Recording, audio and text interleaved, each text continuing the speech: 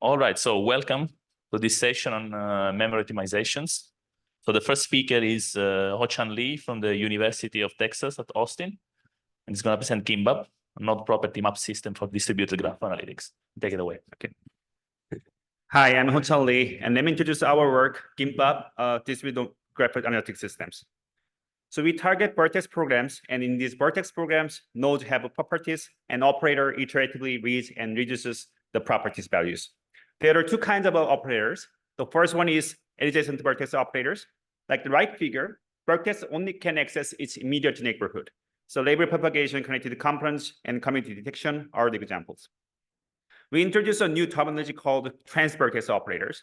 In this case, like the right figure, vertex can access any node in the graph. And shortcutting connected components and Rubain community detection are the examples. The shortcutting connected components are known as a faster algorithm in very large diameter graph, and Rubain can produce better quality output. However, existing systems only support adjacent vertex operators. Prego, proposed by Google, can support trans-vertex and both adjacent vertex operators, but they are inefficient in handling conflicts during the updates. So in this work, we propose Kimbap, a distributed graph analytics system. We basically provide a shared memory programming abstraction with compiler support, but we will not talk about that in this talk due to the time. And this system is optimized for both adjacent and trans-vertex operators. It is built on top of a novel distributed node property map, and it is optimized for high-degree concurrency sparse reductions, and we are supplied memory layout optimization. Kimbap achieved 4x faster performance than the distributed Rubain, handwritten distributed Rubain implementation. And also we could implement more trans-vertex implementations that does not exist. And also we got a comparable performance to the prior adjacent vertex distributed system. So let me first explain the high-level distributed execution on the existing adjacent vertex systems. We have a left side graph, and each host gets partition of the graph. And these vertices are called master vertices. And in this case, since the edges are also partitioned, we can create remote vertices too. They are called mirror vertices, and they cache the property values of the master node properties. So during the computation, each host performs computation on local partition. And when they communicate, they can do collective communication because the superset of the vertices to be communicated are known ahead of time. So we can use that. But in case of the trans-vertex operators, the existing system cannot support that because node can access any node in the graph. For example, in the right side, there is a figure, and red edge shows the read and reduction operation directions. They are not limited to immediate neighborhood. Also, it is calculated dynamically, so we cannot expect anything. Also, it is very hard to support high performance because, for example, on host 2, vertex E has high degree, and many threads will try to update these property values in parallel. So there could be high conflict between threads. Distributed memory key value store system like a memcache can support trans-vertex operators, but they are inefficient in graph analytics because they are graph agnostic and they are not supporting efficient atomic reductions. So to design a good general vertex programming system, we exploit the two observations. First, we tested 5 trans-vertex programs on multiple hosts, and we found that 60% of the read accesses was for master node properties. So even trans-vertex programs have temporal quality. The second observation is that even trans-vertex programs are resilient to stale reads because they are iterative algorithms. So we don't need to access the reduced node property in the current iteration, but we can access that in the later iteration. So from this insight, we could come up with 3 insights. First one is we can decouple computation from communication. So we can avoid materialization overhead and communication volume. Second, we can further decouple reads from reduces. because the trans-vertex are resilient to stable reads. So we can just cache the node properties once, and then we can reuse that during the iteration. And since it is possible that each host has a stale property values, we need to request that before we read that. So Kimbap is designed based on this insight. So let me explain the design. So first, the main data structure of Kimbap is distributed node property map. It is in-memory data structure, consists of a set of node and node property pairs. And all the hosts can access any node in the graph by using a shared memory programming API. And it is optimized for high concurrent reads and reductions. I will introduce the later slide. And it can support any graph partitioning policy. So let me first explain the high-level distributed execution in Kimbap. Kimbap adopted bulk synchronous execution parallel model. So we have an abstract global distributed node property map like the top table. And at the request super step, each host requests necessary node properties before they read that. And then they cache that and make a local map. And during the computation super step, they can update some property values during the reduction operations. But in this case, since we decouple read from reductions, we do not immediately reflect that, but we just buffer them in the partial another maps. And at the communication super step, each host try to reflect these results to the global map. In this case, they use a bulk synchronous execution communication. So how can you optimize this basic distributed execution in Kimbap? We asked and answered 3 questions. The first question is how to leverage locality on the master node properties. So for that, we propose graph partition aware representation. Second, we want to avoid thread conflict. So we proposed conflict-free local reductions. And lastly, we also want to optimize the global reductions. So we want to minimize the communication and materialization overhead. So we propose the scatter, gather, reduce execution model. So now I'm going to explain each optimization one by one. The first optimization is graph partition aware representation. So we know that each host has a locality on the master node properties. So we let each host manage that. In this case, we use a dense array for the master node properties. So we can immediately calculate the index of the specific node properties by using node ID. So we can use a random access. Second, for the remote vertices, we know that there's a few locality. So we materialize a sparse sorted map. So in this case, we materialize the node ID 2. For example, on host 1, the C and XY are materialized on this map. And also further, we sorted that by node ID. So we can use a binary search, which requires log n complexity. The second optimization that we use was conflict-free local reduction. So it consists of 2 steps. The first step is that we let each thread performs local reduction by using its thread local map. For example, in this example, thread 0 and 1 performs parallel reduction. And they try to update the property values of the node 0, both of them. But they do not combine them immediately, but they just store the partial result on their local map. So for example, thread 0 has 10 for node 0, and thread 1 stores 20. At the next step, we also want to combine them, but we also want to avoid thread conflict. So how can you do that? We assign a disjoint range to each thread. For example, thread 0 in this example is assigned node 0 to 10.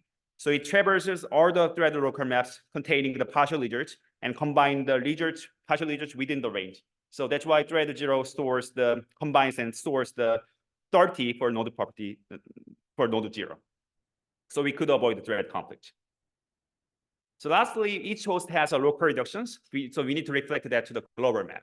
So in order to do that, we use a scatter, gather, reduce execution model. So first, each host scatters the mirror node properties across the hosts. And all the hosts scatters master node properties because they manage that. And then they reflect that partial results to their local map. So in this case, this reduction operation is also similar with our local computation. So we also adopted conflict-free optimization in here. So we got a high concurrent reduction and read operations. So now let me introduce our evaluations. We tested all the experiments on the Intel Skylake cluster, and each host has 60 cores and 200 gigabytes RAM. And we tested the various types of graphs. Load Europe has very high diameter graph. It has 20K diameter. And other graphs are Tauro graphs. And in Tauro graphs, few vertices have majority edges. For example, in case of the WDC12, one vertex has 95 billion edges, which is very big. So we tested the various types of graphs. So let me first explain the strong scaling result in the trans-vertex programs. And we tested Byte, a state-of-the-art hand-optimized distributed implementation. And left side shows the result, and y-axis shows the time in second, and x-axis shows the number of hosts. Red is Baite, and blue is Kimbap. Both of them got the scale result, but in this case, Kimbap get 4x faster performance than the Baite on average. And one of the reasons was that Baite do not use a conflict-free reduction. And also note that Baite is very well optimized implementation. It exposes MPI communication and also further algorithmic optimizations. But so they require a few thousands of lines. But Kimbap's application is a high-level application, getting the system-level support. So we can implement that by using a few hundreds of lines. But even with that, we got a faster performance. The right side shows the Leiden community detection implementation. So Leiden, you can think it as an advanced version of Louvain. It can produce better quality community detection. So in this case, we also got a strong scale with few line changes. The next comparison is with the state-of-the-art distributed system for adjacent vertex programs called Gluon. And we tested the label propagation connected component. And the plot showed that this is the plot.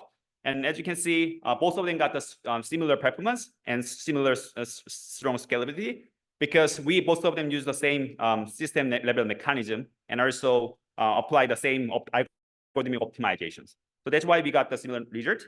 But further, in Kimbap, we can implement the shortcutting connected component, which is the transvertex connected component, which is shown in the green line.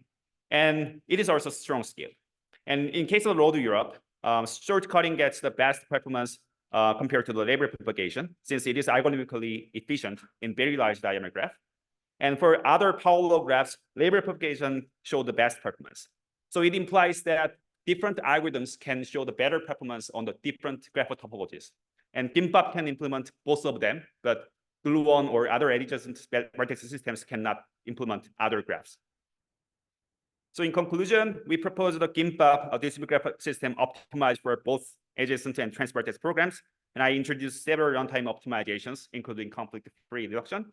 And also, we provide shared memory programming abstraction by using compiler support. But I did not discuss about that in this talk, but you can check the details in the paper. And we got a better performance than the hand-optimized transvertex programs, and we got a comparable performance to the adjacent vertex programs. Thank you for listening.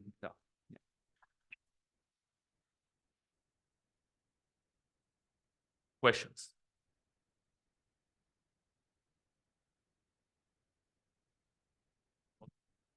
I'll ask a couple of questions. One is that you're showing this conflict-free resolution, right? Right. So this conflict-free resolution involves doing some, let's say, extra computation, right, for you to do the global reduction, right, of the values. So sorry, I cannot hear you. Oh, sorry. So this conflict resolution probably involves some extra computation for you to actually do the global reduction, right? Without compared to just having the threads trying to directly access whatever vertex they want, right? So probably this makes sense in a case where you have a high level of updates to some specific vertices. Have you done an analysis? Is there like a sweet point below which like? We actually, we didn't introduce that, but we actually did the evaluation studies. So basically, as you pointed out, we tried to quantify the impact for each optimization. So as you can see, this is some plot, and each bar shows the different runtime system with the same high-level application. But in this case, SGR only does not use conflict-free, and plus the CF uses a conflict-free. So as you can see on the road to Europe, the SGR only is lower, yeah, the third bar actually degraded from the SGR only. So which means that, as you pointed out, some conflict-free has trade-off. Some in this case, it's not good. This is because the road to Europe has very thin topologies. It has, I think, maximum degrees something 6 or something within 10. So there is very few thread conflicts between threads. So that's why the conflict-free actually give more overhead. But in case of the power law graphs like a Friendster or general graphs, we got a better performance if you see if you compare the second bar and third bar. Yeah. Okay. Still no questions? Okay, then another question from me, mostly a curiosity. What did you use for implementing the shared memory across the nodes? Shape-up also, you mean? So it's a shared memory implementation? Yeah. How did you implement the shared memory across the nodes? The shared memory abstraction. Did you use some Yeah, OpenSHMEM, what? Yeah, we use a Galwa, which is shared memory programming system. Okay. With the C++. Okay. Yeah. Okay. Thank you. Thank you. So let's thank the speaker.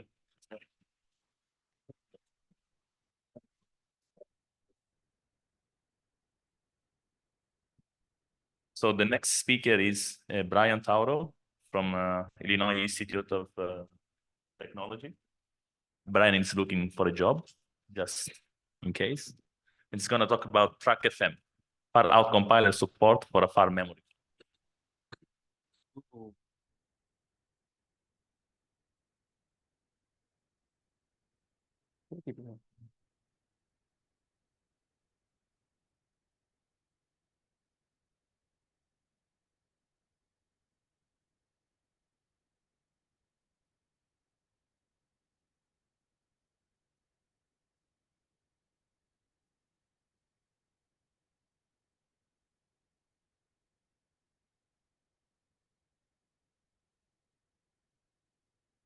Good afternoon, everyone. I'm Brian Tauro, and today I present TrackFM. This work was developed at Hexa Labs, led by Dr. Hale, along with collaboration from Northwestern Systems and Compilers Group. So TrackFM, in a nutshell, is a new compiler-based approach to manage far memory. And unlike prior approaches, TrackFM provides both transparency and performance to far memory applications. So once Brian was writing a memory-intensive application on Cloud Lab. He was loading a data set and trying to do some analytics on it. All of a sudden, he sees a bunch of out-of-memory exceptions. So like everyone, he starts figuring out, why is my application crashing?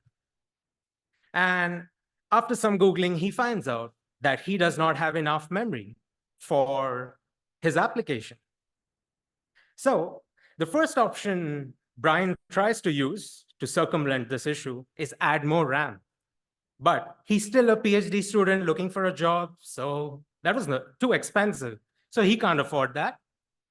Next, he thought of adding more storage, but his advisor also wanted performance, so that was too slow. So again, Brian was stressed, and after some research, he heard about far memory, that is steal or maybe borrow DRAM from other servers. So in a nutshell, far memory enables my application to use RAM from other servers. And this is over RDMA. And if you're wondering why someone would do this, this helps improve memory utilization in data centers. So Brian considers using this for his application. So he starts with the first approach for far memory, that was fast swap. So a good thing about the kernel-based approach was that he didn't have to do any source code changes at all, but he had high performance overheads. And this was as good as using disk. Next, he heard about AIFM, a library-based approach. So he first tested some small applications that gave him high performance, but he had some amount of data frame code, which he did not write. He did not have any idea how would he modify his source code. So AIFM required source code changes. So Brian is again stressed and starts thinking, why can't I get performance of kernel-based approaches or transparency of kernel-based approaches and performance of library-based approaches? So Brian, after talking with his friends, builds TrackFM, a compiler-based approach that tries to be transparent like the kernel-based approaches and has performance like the library-based approaches. And of course, TrackFM does not want to burden the developers to modify any code. So how does TrackFM do this? So TrackFM takes unmodified C++ code.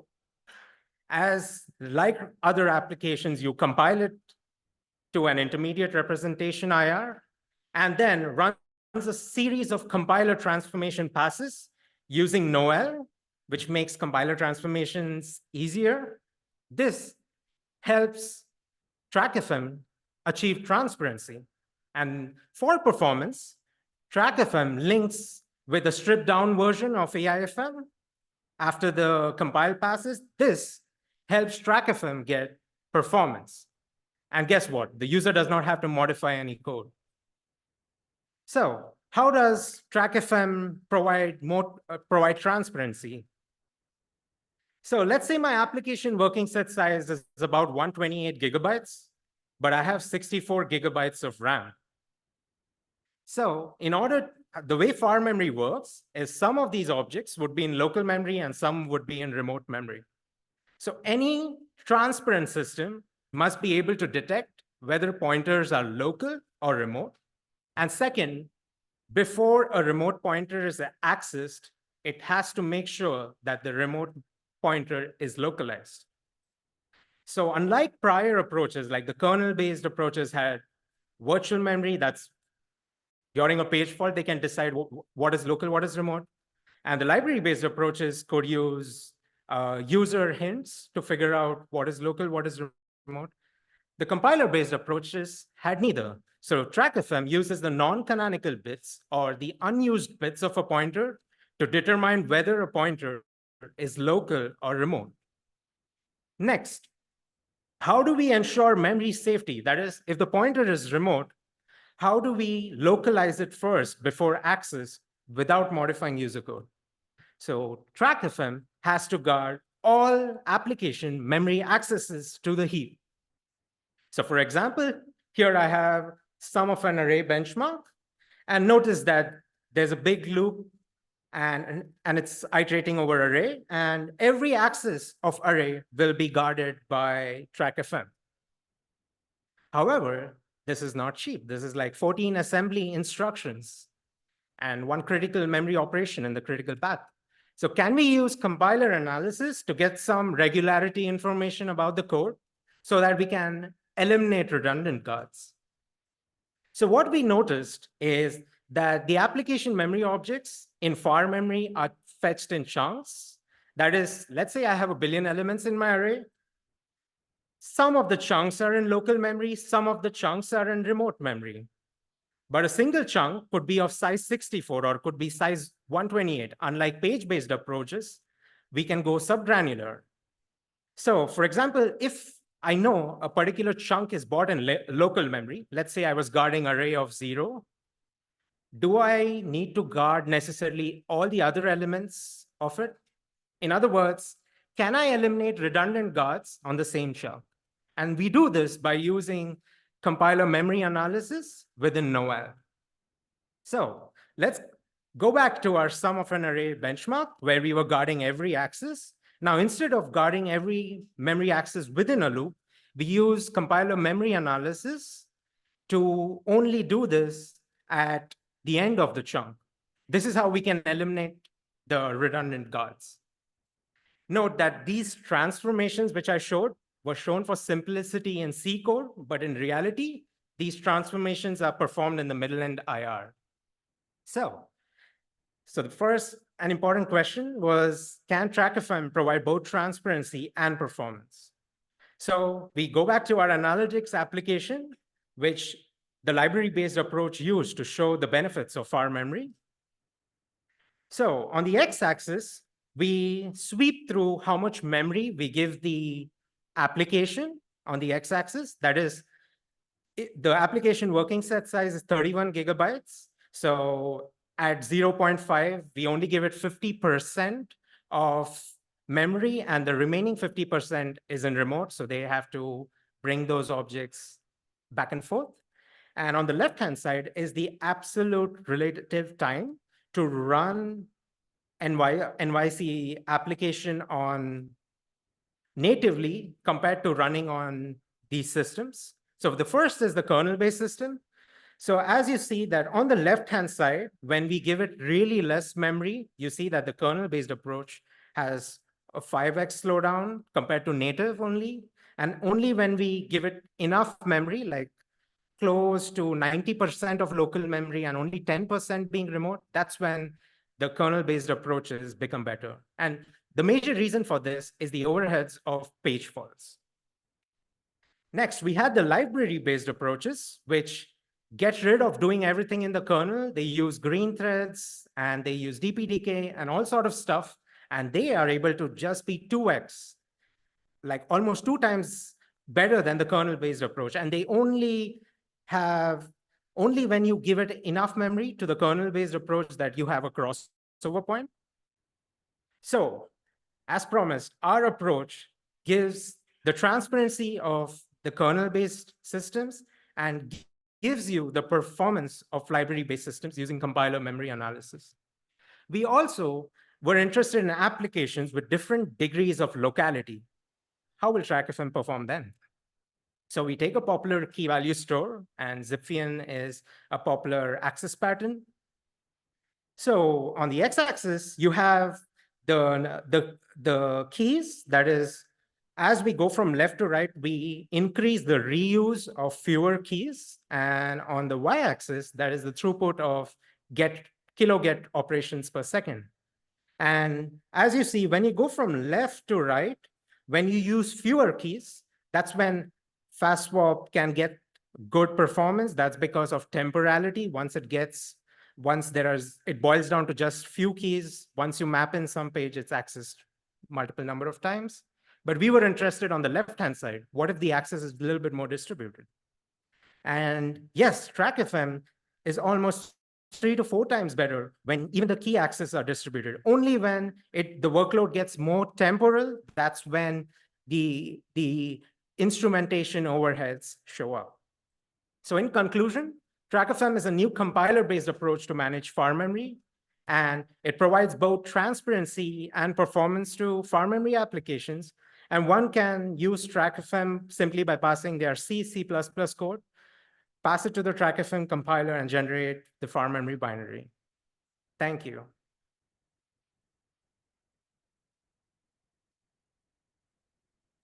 Questions? So you assume that there is just one uniform latency far memory. What if there's have two, like faster server and slower servers, chunks of memory? So in our case, so the kernel-based approaches did go more than one server, but the user space approaches were first trying to make a case that this is possible. And the first approach was AIFM, which showed that you can do this really well, but you had to modify code. So our standpoint was you don't have to do that in this. So we first considered 2 nodes, but yes, the natural next step would be how can we use more compiler information to actually schedule the memory across pools of memory. So I'm wondering what is the access granularity for your remote memory, far memory? So the access granularity is customizable. You can choose whatever sizes, but obviously you don't want, based on your workload, you don't want to choose a really smaller size because you could have too many network requests, and you don't want a larger size because then you could have a problem of IO amplification or something like that. So it's customizable at this point. You can just set it before the application runs.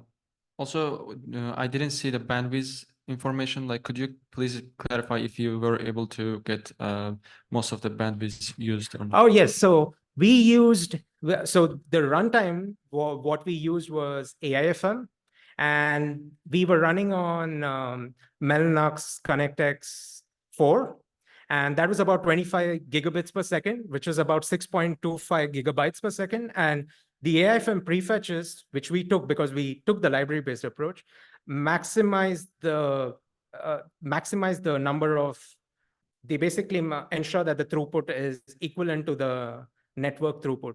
So we didn't have to do that. That was taken care by the library-based approach for us. Other questions from the audience? Okay, well, 2 minutes. I have a question myself as well. Here you are showing, which is great, right? You can have the same transparency of kernel-based techniques, but better performance. And this is probably a question more forward-looking. And let's say I want to use this in a real system, right? We are currently going in the direction where this far memory, disaggregated memory, call it whatever way you want, is going to be exposed to the system as like yet another NUMA node with no CPU, right? So people are piggybacking on NUMA support, right?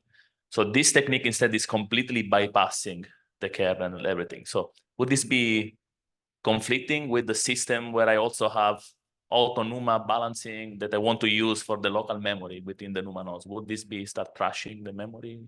So yeah, if I get the question correct, what we could do in this case is, or what TrackFM already does is, it has control over, it provides its own libc library. So if there is a case where we want to manage NUMA nodes, we could still go to the operating system and do this, and we can avoid the bypass approach when there is a benefit from the kernel. So that's flexible because we intercept the standard libc. Okay, so using the libc, you basically have it system-wide, so that any application using libc is going through. Yes, so we have control over what we want to do with them. Okay, so let's think again. So the next speaker is a remote, I think. It's Feng Ren. I think we have a video for this, right? Yeah. So the title of the paper is Scaling Up Memory Disaggregated Applications with Smart. Can we check if Feng is like connected? Is there a way? Sure, we can check that. That's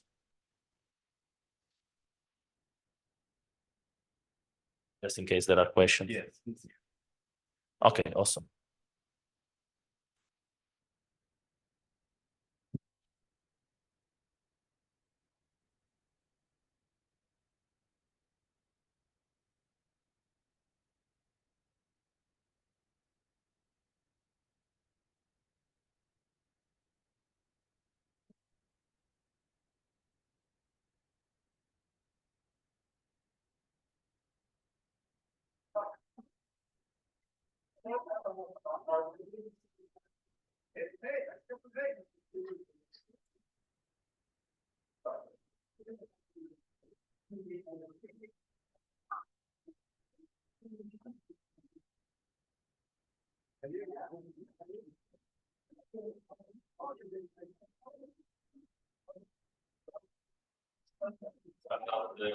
Yes. Where's the earphone? Sorry? HDMI and earphone jack. Yeah. Oh,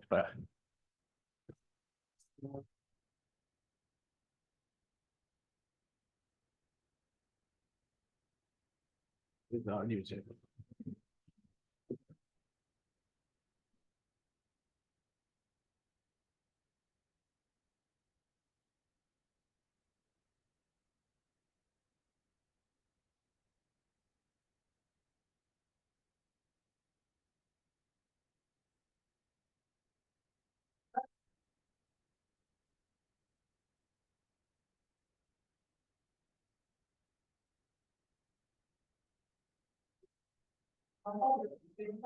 It's not clear now.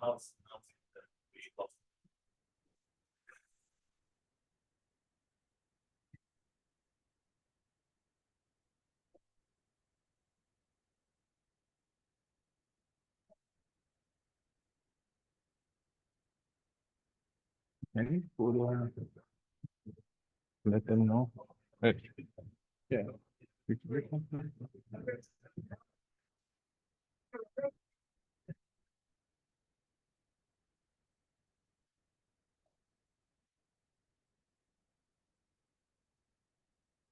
Sorry.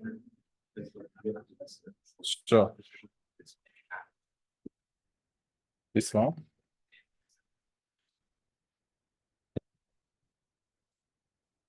Can you use your MacBook? Yeah. Oh, okay, your Mac.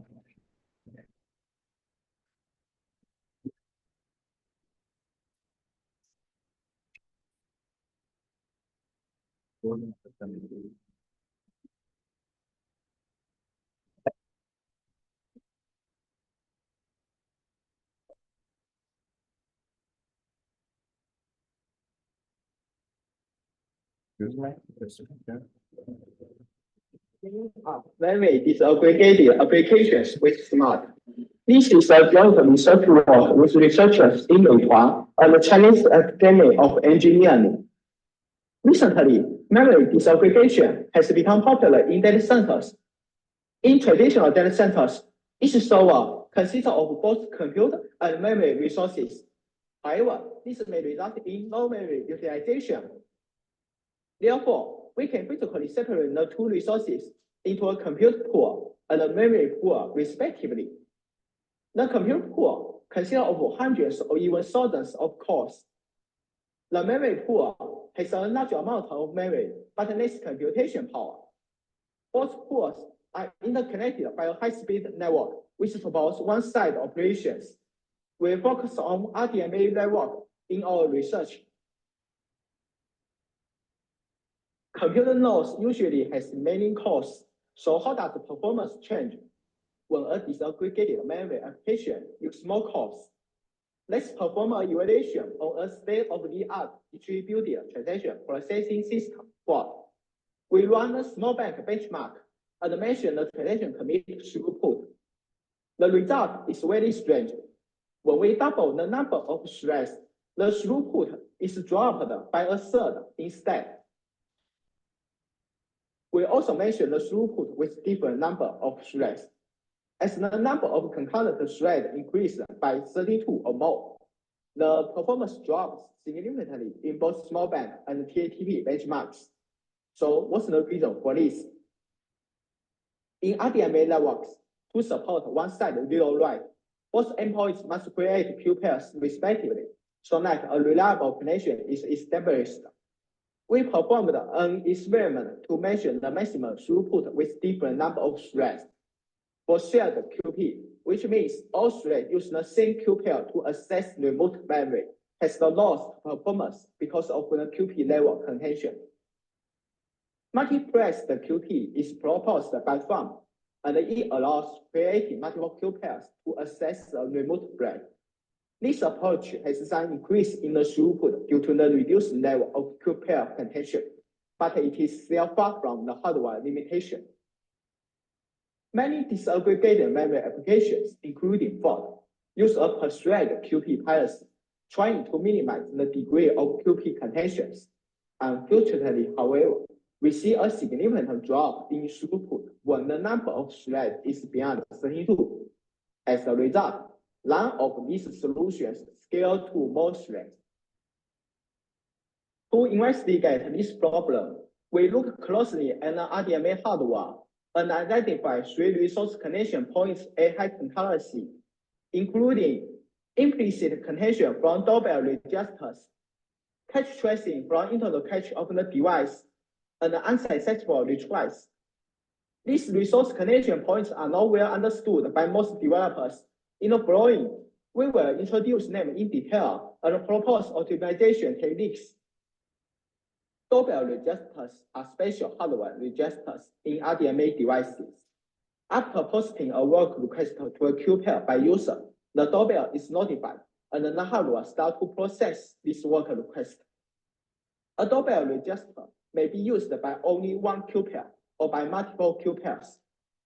Even if 2 threads use multiple connections with different queue pairs, they may be connected with each other if they share the same doorbell register internally. In such case, we have provided that up to 3/4 of the total execution time is consumed by doorbell-associated spin-offs. To solve this problem, we first propose thread-aware resource allocation. The main idea is to assign a dedicated doorbell register to each thread. Both queue pairs and the preparation queues are also allocated in a per-thread manner. Different threads use different queue pairs, completion queues, and the doorbell register. For example, thread 1 uses queue pair A2, completion queue 1, and doorbell register 1. Thread 2 uses another set. After solving the doorbell register contention problem, we further explore the impact of outstanding work requests. Outstanding work requests are work requests that have been sent to the RDMA device but have not acknowledged. We measure the throughput of RDMA read operations for different number of threads and the outstanding work requests. As we can see, by fixing the number of outstanding work requests per thread, as the number of threads increases, the throughput drops significantly after reaching the highest value. In addition, increasing the number of outstanding work requests may lead to performance degradation as well. The main reason for this is cache tracing. Specifically, there is some on-chip cache on the RDMA device that can be used to temporarily store metadata in DRAM. If there is a metadata miss, the device must perform a DRAM read to fetch metadata. Therefore, if the size of metadata objects are larger than the cache capacity, cache swapping may be frequent so that the performance is harmed. We can observe cache tracing by measuring the PCIe inbound bandwidth. In our test platform, we found that as cache tracing becomes more severe, the consumed PCIe bandwidth is then increased, and the throughput of RDMA operations decreases. To address this issue, we have found that it's beneficial to properly limit the number of outstanding work requests. By doing so, performance does not degrade with more threads. We propose the adaptive work request sorting technique. On the one hand, we limit the number of outstanding work requests by a gradient-based sorting mechanism. Work requests exceeding the limit will be delayed.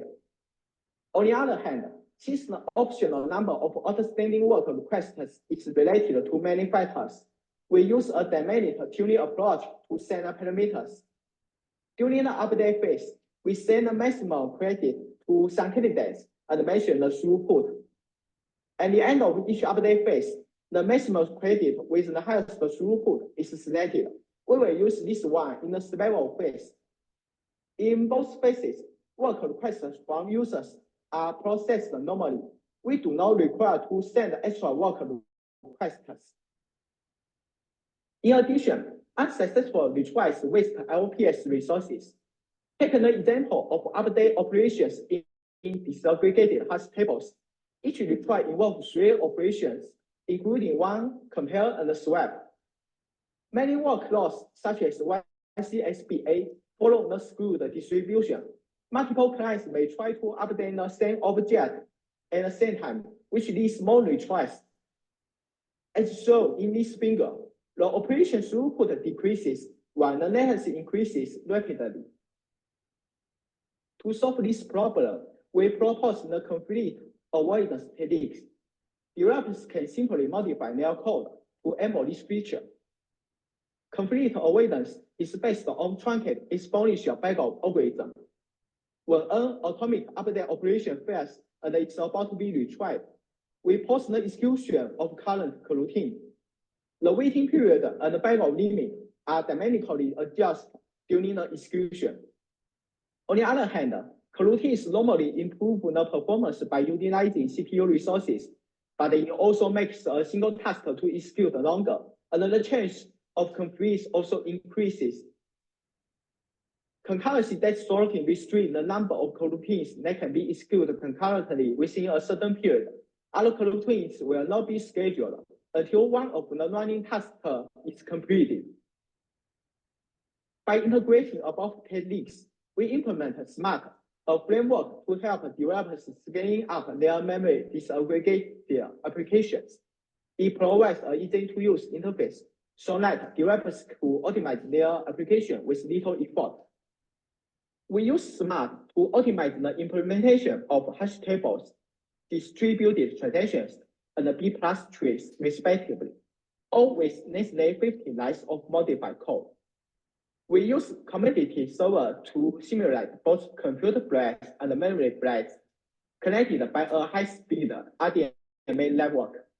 We first report the RDMA read throughput for different number of threads and different work request batch sizes. With thread-aware resource allocation and work request sorting, the throughput reaches maximum with 56 and more threads. The performance is 4.3 times of the per thread QP allocation policy. At the same time, RDMA performance does not degrade as the work request batch size increases. In summary, SMART effectively avoids implicit doorbell contention and on-chip cache tracing. We measure the throughput of RAIDs and smart HT with different number of threads. For write-heavy workloads, the throughput achieves more than 100 times higher than RAID. For read-heavy workloads, the performance is also improved by more than 4 times. This above result shows that conflict avoidance can effectively improve the scalability of hash tables under skilled workloads. We also mentioned the performance of Ford and Smart DTX using 96 threads to commit transactions. Smart DTX achieves up to 5 times throughput improvements in both TATP and small bang, and about a half reduction in transaction commit latency. This shows that Smart can effectively optimize both the throughput and latency in real-world applications. Let's summarize our work. We identify 3 resource connections from many RDMA-based disaggregated memory applications: implicit doorbell contention, cache tracing, and unsuccessful retries. For each issue, we propose corresponding techniques to solve it. We present a programming library, Smart, which has both good programmability and better scalability.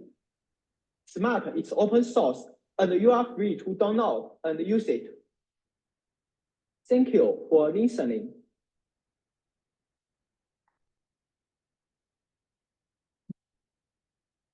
Okay, so we don't Any have quick time for question here, so we go.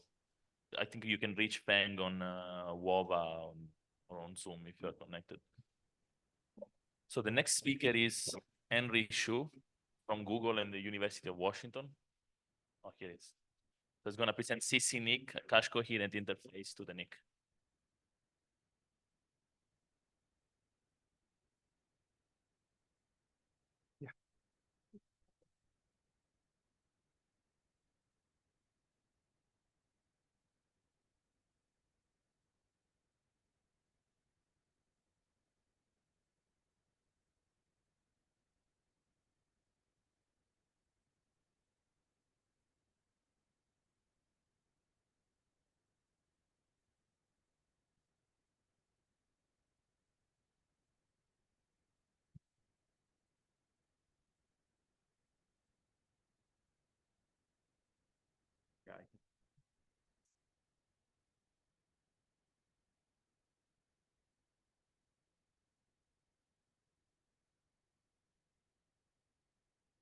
All right. Hi, everyone. I'm Henry, and this is our work on CC-NIC, a cache coherent NIC interface that we did as part of the systems research group at Google. So to set context for our project, we've seen an exponential increase in network bandwidth over the past several decades, which places terabit Ethernet links on the near-term horizon. And after decades of network interfaces being connected to the host server over the same PCI Express interconnect, we now have a range of emerging new interconnect standards, which enable new forms of host device interactions. One key example is Compute Express Link, or CXL. And a key property of several of these new interconnects is that they allow devices to participate in the host CPU's cache coherence domain. And specifically, this means that CPU to device accesses can take place over the main memory caching data path. So these new interconnects are coming at a time where PCI Express is increasingly being stressed by today's networking workloads. PCIe can impose a bottleneck on packet rates, and it can contribute a huge fraction of latency to communication within a data center rack. And this is especially important when we move to use lightweight user space networking stacks, such as the DPDK environment. Additionally, the combination of growing bandwidth and high latency results in increased need for buffering in both hardware and software. So in this project, we are focused on the packet queue interface between the host and the NIC, which is the main mechanism used for network communication, sending and receiving data to the NIC. So this consists of a set of shared data structures and memory regions, which are accessed simultaneously by the NIC hardware, its driver, and in the user space networking case, the application as well. So the first component is the packet buffer pool, which consists of a set of packet buffers which contain the actual data to be transmitted or received. And typically there's an allocate free interface for this pool. And then in order to communicate actual units of work to the NIC or receive completions from the NIC, we have ring buffers of transmit or receive descriptors. And each descriptor contains a pointer to one of these buffers or more, and typically some amount of per packet metadata as well. So this descriptor ring is being accessed simultaneously by the host and the NIC. And in order to coordinate sharing of the ring, we traditionally have two registers pointing to the head and tail index of this ring. And basically, in order to signal the submission of new descriptors or the completion of NIC operations, the host or NIC will increment these register values to point to the next ring position. So the host will write data into a buffer, it will write a transmit descriptor, and then it will increment the transmit tail, for example. So we began by understanding the constraints which the PCIe interconnect imposes on this descriptor ring design. So importantly, PCIe is a read-write interface. And what this means in practice is that any local data structure update, for instance, the host writing a descriptor into memory, requires subsequently sending an explicit signal through another software store between the host and the device to inform of the update. Second, PCIe is a high latency interconnect, and therefore it is pretty important to minimize the amount of interconnect round trips which take place for a packet transmit or receive operation. And then third is that interconnect accesses which are initiated by the host CPU are typically expensive and should be kept to a minimum as well. And what we see in current NICs is that they use these host-initiated PCIe transfers for only a minimal operation, such as writing that register index and even amortizing that doorbell register increment across a group of descriptors. So these are the trade-offs that we have that sort of dictate today's PCIe NIC designs, where we can't necessarily have good latency, CPU efficiency, and throughput. And looking at current NICs that are available today, we are generally seeing prioritization of throughput and CPU efficiency at the expense of good latency. So there's room to improve upon this design. And with CCNIC, we are presenting a new design for cache coherent packet queues, which is informed by a fairly different set of properties given cache coherence relative to PCI Express. So we are specifically able to benefit from having cache coherence in three new ways. First, we can take advantage of the new capability for low latency cache transfers between the host and the NIC. Instead of PCIe transactions, we can actually design the metadata and data accesses of the NIC interface in terms of these cache-to-cache transfers, and these transfers have favorable latency to PCIe transfers. At the same time, doing this requires new memory layouts, which are optimized for the cache line granularity of the coherence protocol.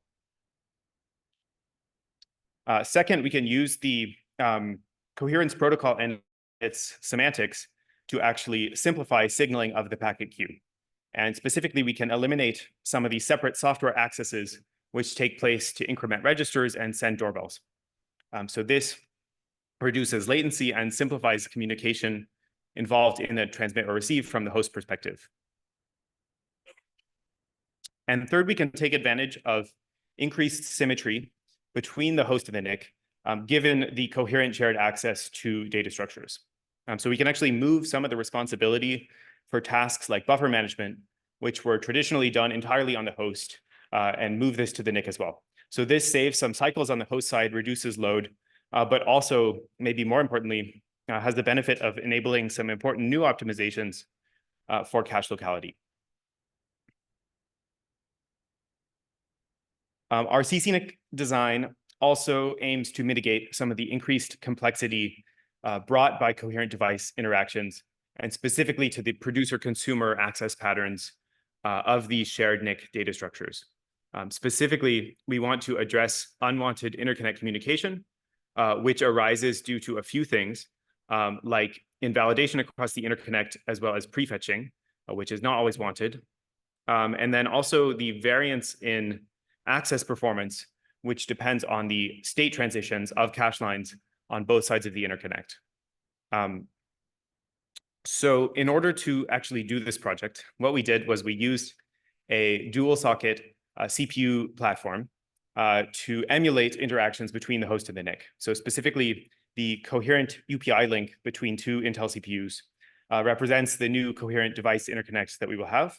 And the second CPU is an emulated NIC. So this enabled us to experiment with a wide range of different interface design options, given the software flexibility to change memory layouts and types of accesses and things like that. We also had the ability to measure performance over a terabit throughput coherent interconnect, specifically the UPI interconnect on the Intel Sapphire Rapids platform, which is faster than the device interconnects available today.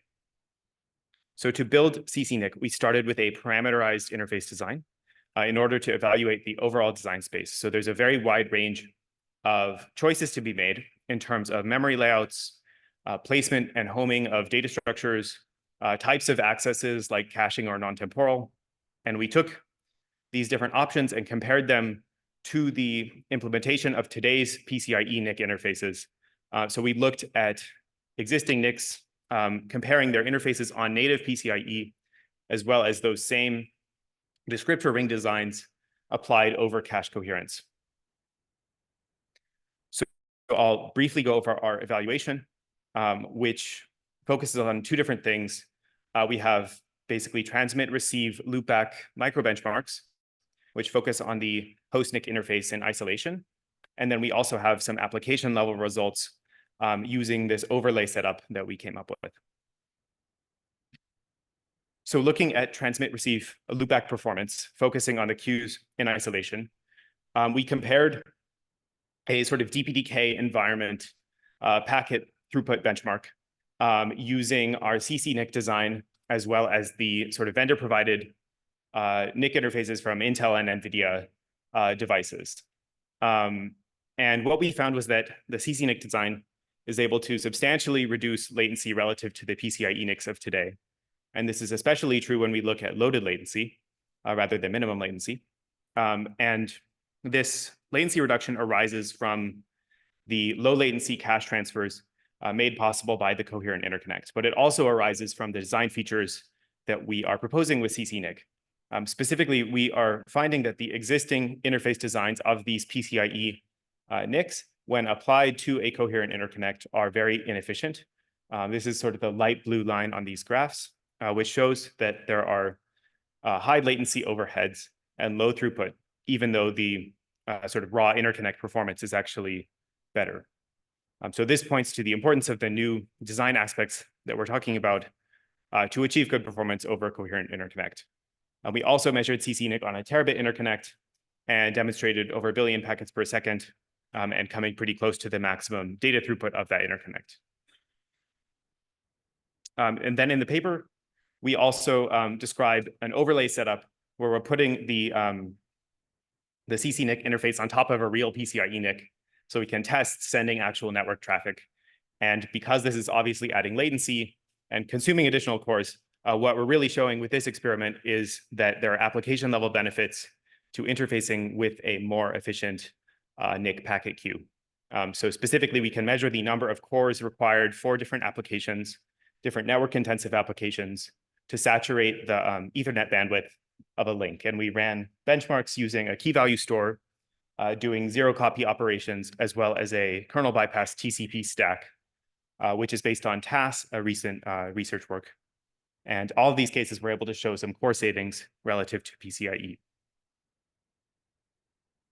So to wrap up, CCNIC is a case study of designing for new types of coherent host device interactions and the changes that are necessary to maximize performance of host device interactions over cache coherence. CCNIC is able to benefit from cache coherence by taking advantage of a few different things, including the low latency cache transfers, the hardware semantics of the coherence protocol to simplify signaling and metadata communication, and also the symmetric sharing of responsibility between the host and the NIC for tasks like buffer management. And CCNIC was able to show some improvements in throughput and latency, as well as CPU utilization. But very importantly, achieving these improvements with a coherent link required a range of new different design decisions that we made. So thanks. Happy to take any questions.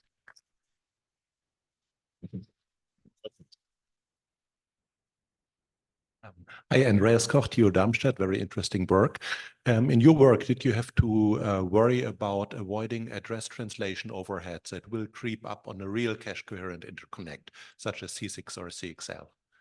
Right, that's a good question, and something that we didn't sort of focus on in isolation. We ended up using huge pages and operating on the UPI interconnect. So of course, some of those properties will change. And I'm sure there will be more challenges there. There will be. Thank you. Hi, this is Yifan from Intel Labs. Really good work. So you are basically using the NUMA for emulation, right? But the actual let's say CXL type 2 or type 1 device can be really different, right? For example, you can have more exposure of the cache coherence state on your device, and also the cache coherence between your CPU and your device can be asymmetric, right? Like here you are kind of you leverage the symmetry here. So any different thoughts or kind of different optimization you can imagine with the real CXL device? Right, that's a great question, and a big limitation of doing this in emulation is that we are not able to have fine-grained control over hash lines on the device. Yeah. And we would hopefully have that with a real CXL device. So definitely further optimizations are possible. Some things would change relative to the design we have here. And I think, yeah, we could address some of the complexity. In terms of symmetry and asymmetry, I think the ideas we have for sharing responsibility of the NIC metadata buffer management, for example, is not directly related to the asymmetric or the biased CXL coherence mechanisms. We're maybe using the same word, but I think those things could apply in CXL as well. Yeah, thanks. Yeah, it would have been great to have the CXL prototype model, because yeah, we have never seen CXL.cache in action for real, right? It's a thought exercise so far. So I think there are I think some FPGAs that support type 2 devices. I'm looking forward to seeing some crazy benchmarking. Definitely, I think an FPGA prototype of this kind of thing is something that we're all interested in. Okay, great work anyway. Thank you.